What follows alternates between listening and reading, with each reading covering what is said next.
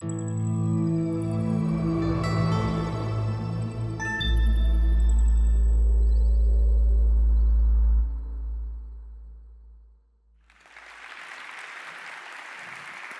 you for your time that I can talk to you. And my main theme is today talking about drawing in the age of AI. I think everyone has to talk about AI nowadays.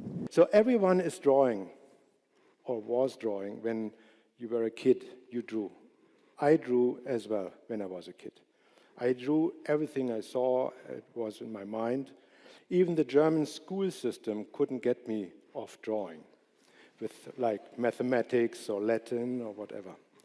No, I continued drawing, and when I was in the 20s, I realized, wait a minute, I drew only houses, buildings, architecture. I'm good in perspective, but there is something else that is very important, people. And I haven't drew people. So I started drawing people, and people are very difficult to draw because they move, right? Buildings are standing, but people move. So what could I do? I wanted to have my drawings moving as well. And so I joined an animation studio after my university and saw how my drawings can move. And I was lucky because I got to direct an animation feature film pretty early. And then I directed a second movie. And then I founded a company for animation and visual effects, Trickster, and this company grew and grew. So you can imagine being the owner of a company with almost 200 people, what can you not do anymore? Drawing. I kind of forget it, and I lost it. I wasn't drawing for 15 years, and then I met a friend, and she gave me a sketchbook and a pencil and told me, please, I want to see your drawings. And that hit me in the face. It was like, yes, there was something in my past that I so much enjoyed, and I lost it. Why? So I started drawing again. Now what happened? When you drew a lot or you do something, it doesn't have to be drawing, by the way. It can be also playing the guitar or doing music, whatever. But you did this very well for a long time, and then you have a break.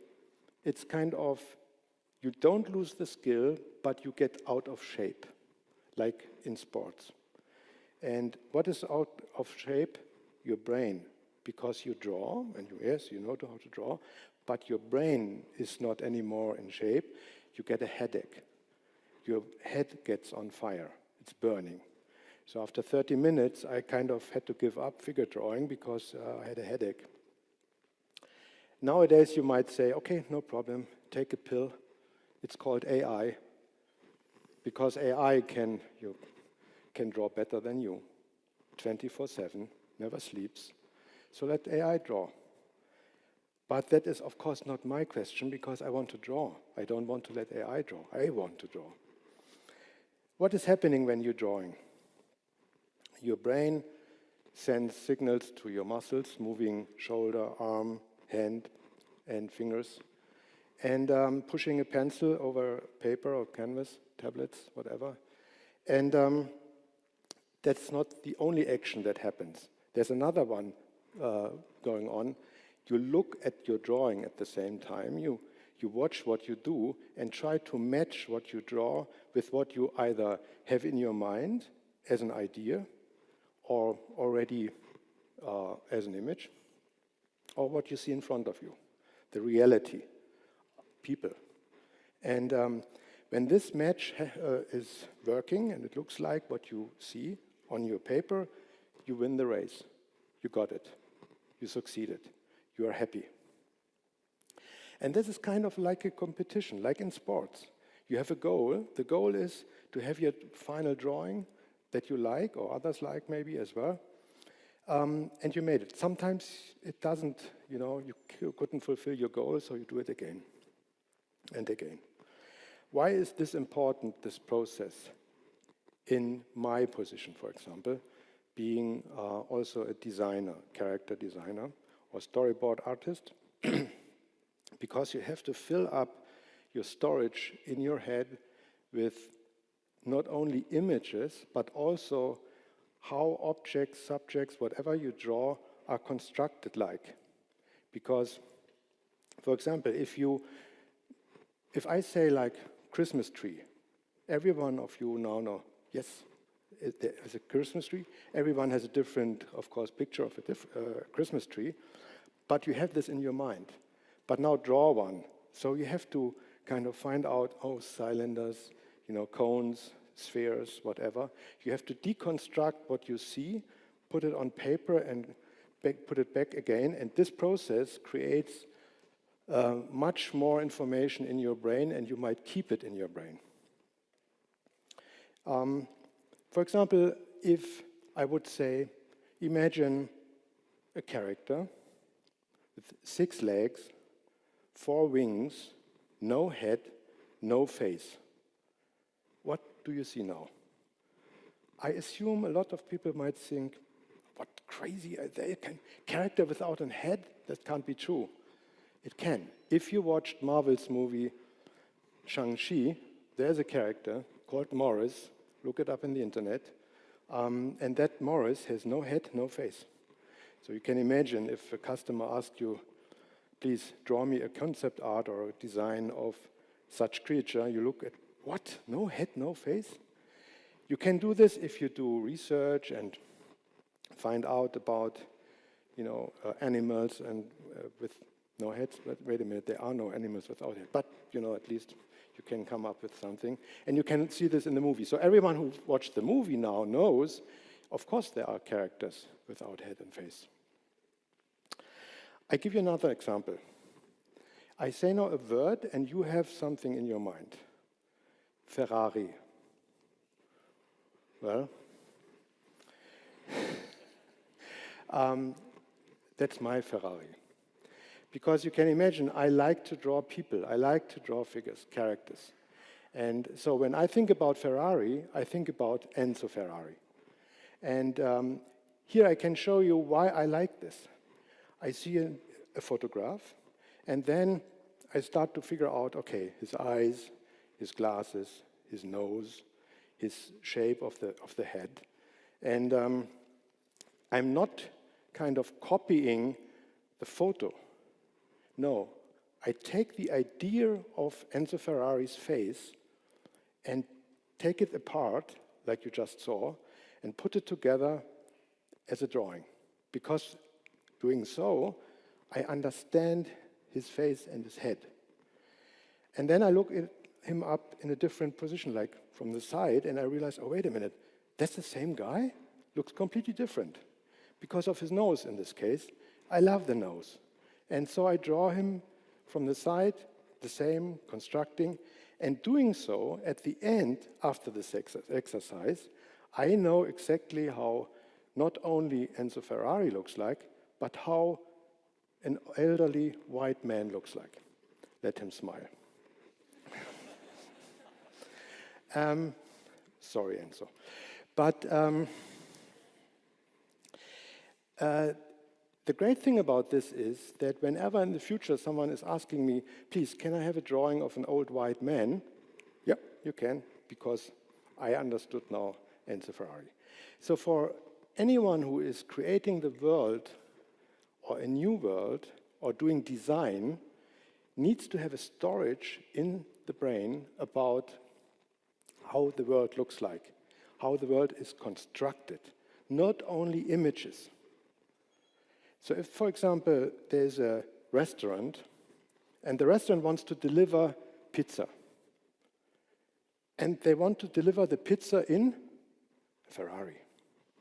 And everyone knows that a Ferrari is a tiny little car, Pizza boxes are not fitting in a Ferrari. So you get asked, can you design a Ferrari that can deliver pizza boxes? No problem.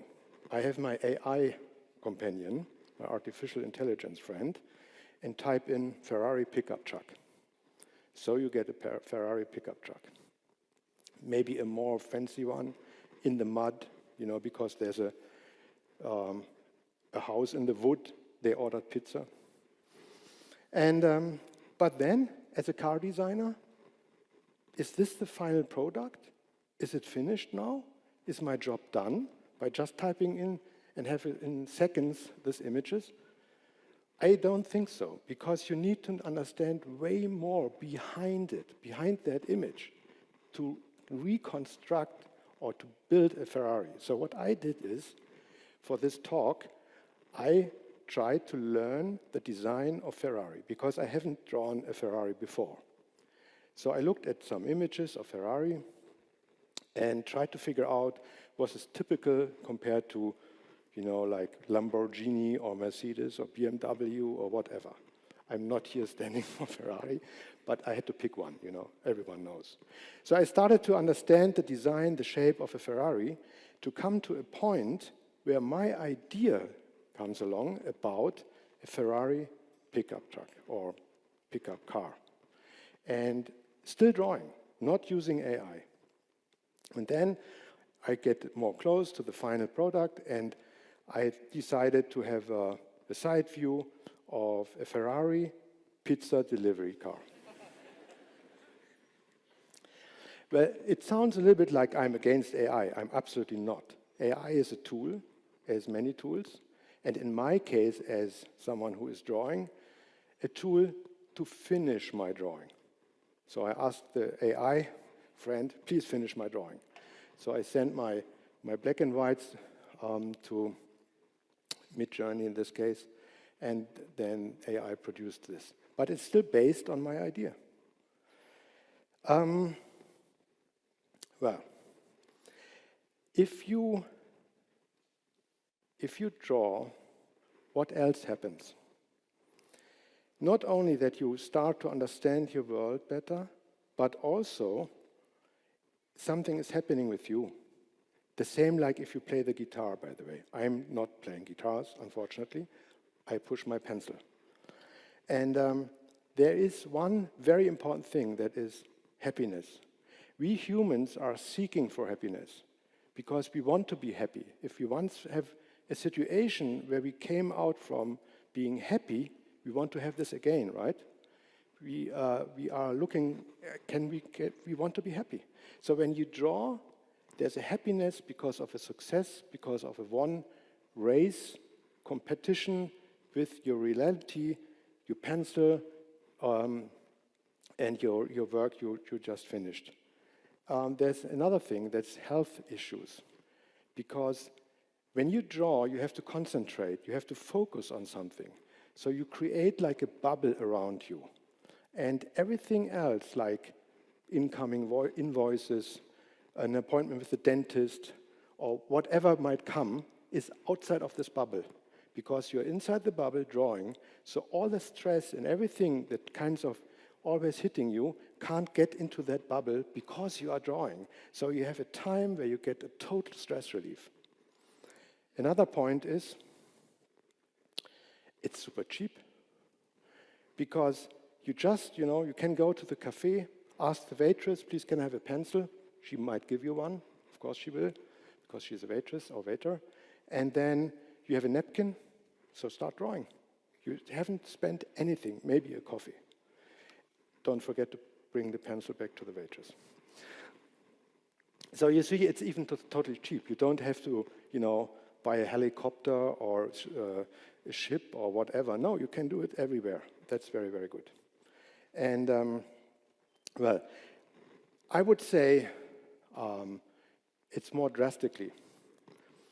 There are two types of people.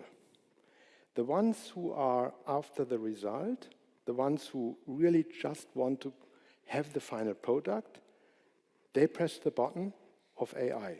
They want to see, give me that I can't draw or whatever I cannot do or think I cannot, push the button of AI and get the result. And they live with it, and fine. And there are the other people who enjoy the journey, who enjoy the ride, who enjoy the development of something, not only the result, but also how it get there or how it got there. And I say it in just very short sentence, our life is a journey. So please don't let AI take over that journey. Thank you very much.